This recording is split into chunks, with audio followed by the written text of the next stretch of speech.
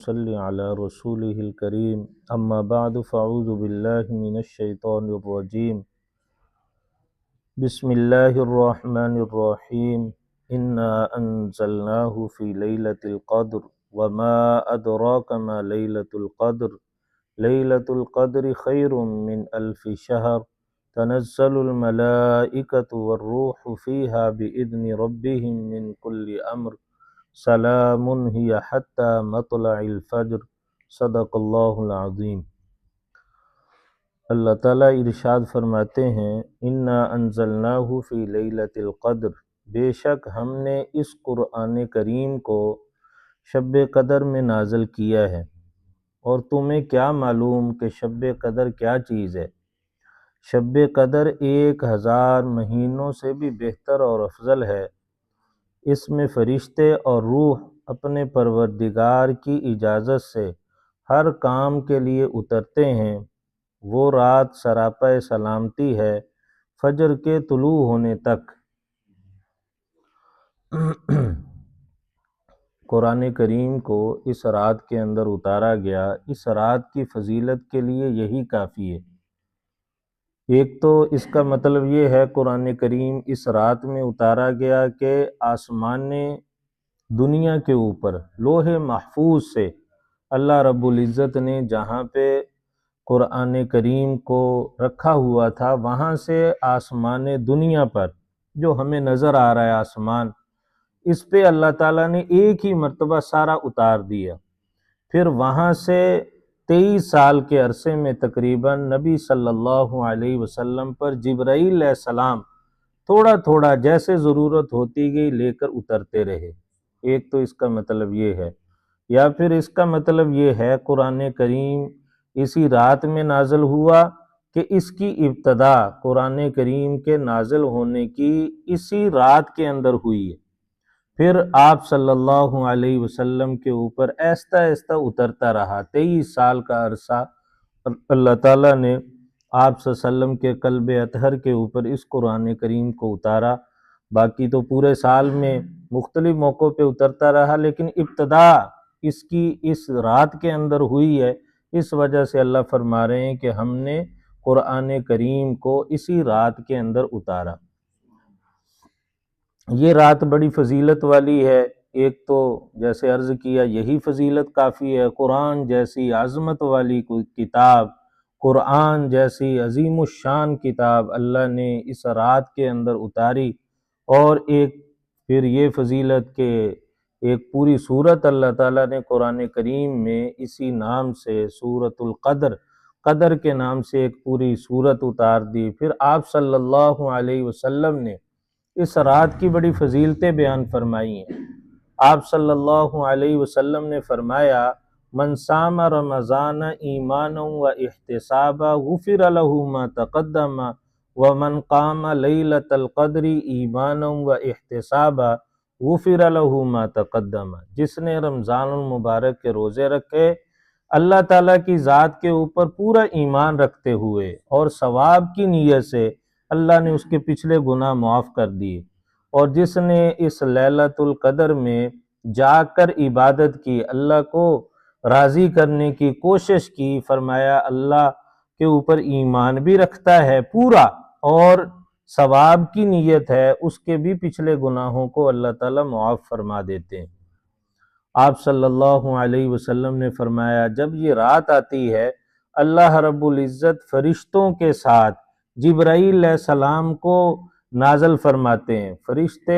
جبرائیل علیہ السلام کے ساتھ ہوتے ہیں۔ جبرائیل علیہ السلام کے ہاتھ میں ایک جھنڈا ہوتا ہے، اس جھنڈے کو بیت اللہ کے اوپر گاڑ دیتے ہیں، لگا دیتے ہیں، اور پھر فرشتے زمین پر پھیل جاتے ہیں اور تلاش کرتے ہیں اس رات میں جو بندہ بیٹھ کر، لیٹ کر، جا کر اللہ کی عبادت کسی طرح بھی کر رہا ہوتا ہے، فرشتے اس سے مصافحہ کرتے ہیں اور اس کے لیے بخشش اور مغفرت کی رحمت کی دعا کرتے ہیں۔ یہ فرمایا کہ مغرب سے لے کر صبح جب تک فجر کا وقت شروع نہیں ہوتا، ساری رات یہ فرشتے زمین پہ اسی طرح رہتے۔ گویا کہ آپ کہہ سکتے ہیں کہ اس رات میں آسمانی طور پہ اللہ رب العزت جشن مناتے ہیں دنیا کے اندر، فرشتے دنیا کے اندر پھیلے ہوئے ہوتے ہیں، اللہ رب العزت نے اس رات کے اندر یہ فضیلت اور یہ برکتیں رحمتیں رکھی ہیں کہ ساری رات اللہ کی رحمت اترتی رہتی ہے، ساری رات مغرب کے وقت سے ہی۔ تو یہ فضیلت اس کی بہت زیادہ ہے، تو ہمیں اس رات کا اہتمام کرنا چاہیے، اس کو تلاش کر کے اس کے اندر عبادت کرنی چاہیے۔ آپ صلی اللہ علیہ وسلم نے فرمایا التمسوا لیلۃ القدر، فرمایا لیلۃ القدر کو تلاش کرو، اس کو تلاش کرو، پھر اس کے اندر عبادت کرنا، اہتمام کے ساتھ اللہ کو راضی کرنے کی کوشش کرنا۔ کوئی مخصوص عبادت اس رات کے اندر نہیں ہے، یہ اللہ تعالیٰ کی مہربانی ہے، اللہ کوئی خاص کر دیتے، ہو سکتا ہے ہم سے کمی ہو جاتی، لیکن اللہ نے اس رات کو بھی خاص نہیں کیا کہ ایک ہی رات ہے۔ فرمایا ویسے تو سال کے کوئی بھی رات ہو سکتی ہے، پھر رمضان المبارک کی کوئی رات ہو سکتی ہے، پھر اللہ تعالیٰ نے آپ صلی اللہ علیہ وسلم نے جو فرمایا ہے کہ زیادہ اس کا جو اہتمام ہے، فرمایا کہ وہ آخری عشرے کی طاق راتوں میں، 21 کی رات ہے، 23 کی رات ہے، 25 کی، 27 اور 29 کی، یہ 5 راتیں ہیں رمضان المبارک کی۔ 21 کی رات آ جائے، اس رات میں یہ ہو سکتی ہے کہ یہی رات ہو، پھر 23 ہے، 25، 27، ہمارے ہاں مشہور 27 ہے، ایک روایت آتی بھی ہے کہ یہ رات 27 کی ہوتی ہے، لیکن یہ پکی بات نہیں ہے، اللہ کی مہربانی ہے، اللہ کا فضل ہے، جب چاہے اللہ ان 5 راتوں میں سے کوئی رات بنا دیتے ہیں، اور ہر سال یہ بدلتی بھی رہتی ہے، بعض دفعہ 21 کی آ جاتی ہے، بعض دفعہ 23 کی ہے۔ بہرحال اہتمام اس راتوں کے اندر ہمیں عبادت کا کرنا چاہیے، اور رات مخصوص نہیں ہے، پھر عبادت مخصوص نہیں ہے، کوئی خاص نہیں ہے۔ حضرت سفیان ثوری رحمہ اللہ فرماتے ہیں وہ ایسی راتوں میں وہ کہتے ساری باتیں کر لی جائیں، ساری باتیں کر لی جائیں، اللہ کے قرآن بھی پڑھ لیا جائے، نوافل بھی پڑھ لیے جائیں، اللہ سے استغفار بھی کر لیا جائے، درود شریف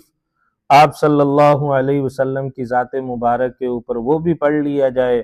پھر کوئی اور ذکر ہے وہ بھی کر لیا جائے، اور زیادہ وقت جو ہے وہ دعا کے اندر اللہ سے اپنی حاجتیں ضرورتیں مانگنے کے اندر، اور اپنے گناہوں کے جو پچھلے ہو چکے ہیں ان پہ شرمندگی ہو، اللہ سے معافی مانگے، اللہ سے معافی مانگ لے، اللہ سے صلح کر لے، اللہ تعالیٰ کی رحمت برکت اللہ کی عطا اس مہینے میں عام ہوتی ہے، پورے مہینے میں، اور پھر ان راتوں میں، طاق راتوں میں، اور پھر لیلۃ القدر میں اللہ کی رحمت خاص طور پہ اس امت کے اوپر اترتی ہے۔ اللہ تعالیٰ اس رات میں سارے لوگوں کی بخشش اور مغفرت فرما دیتے ہیں، لیکن چند لوگ ہیں جو اس رات میں اللہ کی رحمت سے، اللہ کی عطا سے محروم رہ جاتے ہیں۔ حضور صلی اللہ علیہ وسلم نے خود فرمایا کہ 4 لوگ ہیں جو اس برکت والی رحمت والی رات میں بھی اللہ کی عطا سے محروم رہ جاتے ہیں۔ اللہ سب کو نوازتے ہیں، سب کی بخشش اور مغفرت فرما دیتے ہیں۔ فرمایا ان 4 لوگوں میں سے پہلا بندہ وہ ہے جو شراب پینے کا عادی ہے، شراب اللہ کی منع کی ہوئی حرام کی ہوئی چیز، اس کو وہ پی رہا ہے، توبہ نہیں کر رہا، معافی نہیں مانگ رہا۔ آپ صلی اللہ علیہ وسلم نے فرمایا الخمر جماع الاسم، کہ یہ شراب جو ہے وہ گناہوں کی برائیوں کی جڑ ہے۔ کیوں؟ اس لیے کہ یہ عقل پہ پردہ ڈال دیتی ہے، اور عقل ہی انسان کی فیصلہ اور فرق کرتی ہے، حلال حرام کا، جائز ناجائز کا، اور یہ ماں بہن بیٹی رشتوں کا، سب کا فرق جو ہے وہ عقل کرتی ہے، اور جب شراب پی لی عقل خراب ہو گئی، پھر یہ سارے فرق ختم، اب انسان کے لیے گناہ کرنا، نافرمانی کرنا آسان ہو جاتا ہے۔ تو شراب کا عادی وہ اس رات میں اللہ کی رحمت سے عطا سے محروم رہ جاتا ہے۔ دوسرا بندہ فرمایا کہ والدین کا نافرمان، والدین کا نافرمان، والدین جو دنیا کے اندر اللہ کی عبادت کے بعد، اللہ کے حق کے بعد، بندوں کے حق میں سب سے بڑا حق وہ والدین کا ہے۔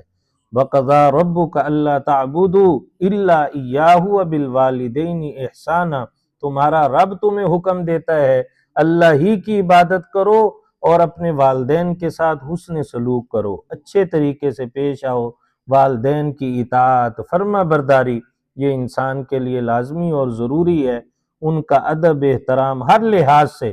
ہر طرح سے۔ قرآن کریم میں اللہ فرماتے ہیں وَلَا تَقُلْ لَهُمَا اُفٍّ وَلَا تَنْهَرْهُمَا، والدین کو اف بھی نہ کہو۔ بعض دفعہ والدین بات کرتے ہیں تو ماتھے پہ بل پڑ جاتا ہے، یا انسان اس طرح کی آواز کوئی نکال دیتا ہے۔ قرآن کریم میں اللہ نے اس سے بھی منع فرمایا، والدین کے سامنے اتنا بھی نہ کرو، ان کے سامنے اونچی آواز سے بات نہ کرو، ان کی ہر طرح سے عزت احترام، جب تک وہ بیٹھے نہ اس وقت تک تم بیٹھو نہ، والدین کے آگے نہ چلو، بہت ادب بہت احترام ہے۔ تو اگر کوئی والدین کا نافرمان ہے، اللہ کی اس عطا سے، رحمت سے وہ اس رات میں محروم رہ جاتا ہے۔ تیسرا بندہ فرمایا کہ وہ قطع رحمی کرنے والا، رشتے ناتوں کو توڑنے والا۔ اللہ کہتا ہے صلہ رحمی کرو، رشتوں کو جوڑو، ان کو محروم نہ کرو، توڑو نہیں۔ اور یہ بندہ ہے کہ رشتے جو اللہ نے بنائے ہیں ان رشتوں کو توڑ دیتا ہے، تو ایسا بندہ بھی اس رات میں اللہ کی رحمت سے محروم رہ جاتا ہے۔ رشتہ دار بیمار ہوں، ان کی بیمار پرسی کی جائے، اگر وہ دعوت دیں اور ان کی دعوت میں بندہ شریک ہو جائے، جنازہ ہے ان رشتہ داروں کا، بغیر عذر کے بندہ جنازہ نہ چھوڑے، یہ سارے ان کے حقوق ہیں۔ مالی طور پہ اگر کوئی کمزور ہے اس کی مدد کرنا، تعاون کرنا، ان کی خدمت کرنا، یہ رشتہ داروں کے حقوق کے اندر داخل ہے۔ تو یہ بندہ ان حقوق کی ادائیگی کے اندر کوتاہی کرتا ہے، اس رات میں یہ بھی اللہ کی رحمت سے محروم رہ جاتا ہے۔ چوتھا آدمی دل کے اندر کینہ رکھنے والا، بغض رکھنے والا بھی، ایک بندے پہ آپ کو غصہ آیا، غصہ نہیں آپ نے نکالا، وہ دل کے اندر ہی رکھ لیا آپ نے، بات اس وقت اس کو نہیں کی، آپ کو اختیار نہیں تھا یا کسی وجہ سے آپ نے غصہ نہیں نکالا، لیکن وہ دشمنی دل کے اندر پال لی، اب یہ ویر رکھ لیا اس سے، اب اس کو نقصان پہنچانے پہ، کئی برائیوں کا یہ جڑ ہے، مجموعہ ہے۔ حسد بھی اسی سے پیدا ہوتا ہے، حقوق کے اندر کوتاہی بھی اسی سے ہوتی ہے، ویر رکھ لیا آپ نے بلا وجہ ہی۔ بعض دفعہ انسان کے ساتھ لوگوں کو ہو جاتا ہے، انسانوں کے اندر یہ بات کہ ان کے دل کے اندر بلا وجہ ہی کینہ اور یہ بغض پیدا ہو جاتا ہے، ایسا ہونا نہیں چاہیے۔ اگر ہے تو اس رات جو راتیں آ رہی ہیں، تو ان راتوں کے آنے سے پہلے پہلے ہم توبہ کر لیں، ان گناہوں میں سے کسی گناہ میں اگر کوئی مبتلا ہے اللہ سے معافی مانگ لے، اللہ معاف کرنے والے ہیں۔ ان راتوں کی بخشش اور عطا سے ہم محروم نہ رہ جائیں۔ ہم میں سے کوئی بھی ان گناہوں کے اندر اگر مبتلا ہے، خدا نہ خواستہ، تو وہ توبہ کر لے، معافی مانگ لے، مسلمانوں کے بارے میں اپنے دل کو صاف کر لے، ان کے ساتھ صلہ رحمی کرے، والدین زندہ ہیں ان کی خدمت کر لے، ان کی دعائیں لے لے، اگر دنیا سے چلے گئے ان کے لیے صالح ثواب، ان کے لیے پڑھ کے دعا، اور پھر ان کے جو رشتہ دار تھے، ان کے دوست احباب تھے، ان کے ساتھ اچھے طریقے سے پیش آئے گا، تو اللہ کی رحمت سے امید ہے کہ یہ بھی فرما برداروں میں ہو جائے گا۔ اور شراب جیسی بری چیز سے، ناپاک نجس چیز سے اللہ نے اس کو منع فرمایا، حرام قرار دیا، ایک قطرہ ایک گھونٹ بھی اس کا حرام اور ناپاک نجس ہے۔ وہ کوئی اگر پینے والا ہے اس سے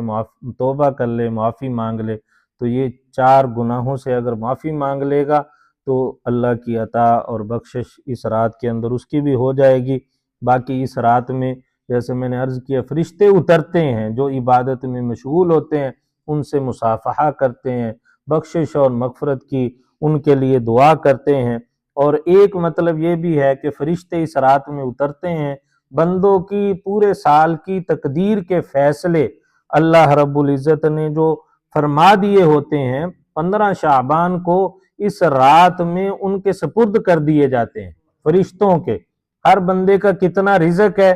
فرشتے کے سپرد کر دیا گیا، کتنا اس نے کھانا ہے، پینا ہے، کیا کیا اس کے ساتھ معاملات پیش آنے ہیں، اللہ نے فرشتے مقرر کیے ہوئے ہیں جو انسانوں کی خدمت میں لگے ہوئے ہیں۔ یہ اللہ کی عطا ہے۔ انسان ہے چھوٹا سا مخلوق، ایک ناپاک قطرے سے بنا ہوا، لیکن اس کی عظمت شان فرشتوں سے بھی زیادہ، فرشتے بھی انسانوں کی خدمت میں لگے ہوئے ہیں۔ ایک دفعہ آپ صلی اللہ علیہ وسلم نے فرمایا کہ انسان کے 360 جوڑ ہیں جسم کے اندر، یہ جوڑ ہیں، فرمایا ہر جوڑ کے اوپر ایک فرشتہ حفاظت کے لیے اللہ نے مقرر کیا ہے۔ فرمایا ایک لمحے کے لیے اگر یہ فرشتے انسانوں سے الگ ہو جائیں تو شیاطین اور یہ جو جن ہیں، یہ سرکش جنات، یہ انسان کا قلع کما کر دیں، انسان کے وجود کو باقی نہ رہنے دیں۔ فرشتے ہیں جو حفاظت کرتے ہیں۔ تو یہ اللہ رب العزت اس رات میں فرشتوں کے وہ فیصلے سپرد کر دیتے ہیں، اس لیے اس رات میں بھی ہم اللہ سے دعائیں مانگ لیں تاکہ ہمارے آنے والے سال کے اللہ جو فیصلے ہیں وہ اچھے فرما دے اور ہماری تقدیر میں اچھی باتیں لکھ دی جائیں، رزق لکھ دیا جائے، عزت لکھ دی جائے۔ یہ سارے فیصلے اللہ نے اسی رات میں فرشتوں کے سپرد کرنے ہیں۔ اللہ کی ذات سے ہم مانگیں۔ آپ صلی اللہ علیہ وسلم سے اما عائشہ رضی اللہ تعالیٰ عنہ نے فرمایا، عرض کیا کہ اے اللہ کے رسول صلی اللہ علیہ وسلم اگر میں اس رات کو پالوں تو میں کیا کروں؟ آپ صلی اللہ علیہ وسلم نے فرمایا، اللہم انکا عفو تحب العفو فاعف عنی۔ یہ دعا اس رات کے اندر فرمایا پڑھا کرو، اللہ سے اپنے اے اللہم انکا عفو،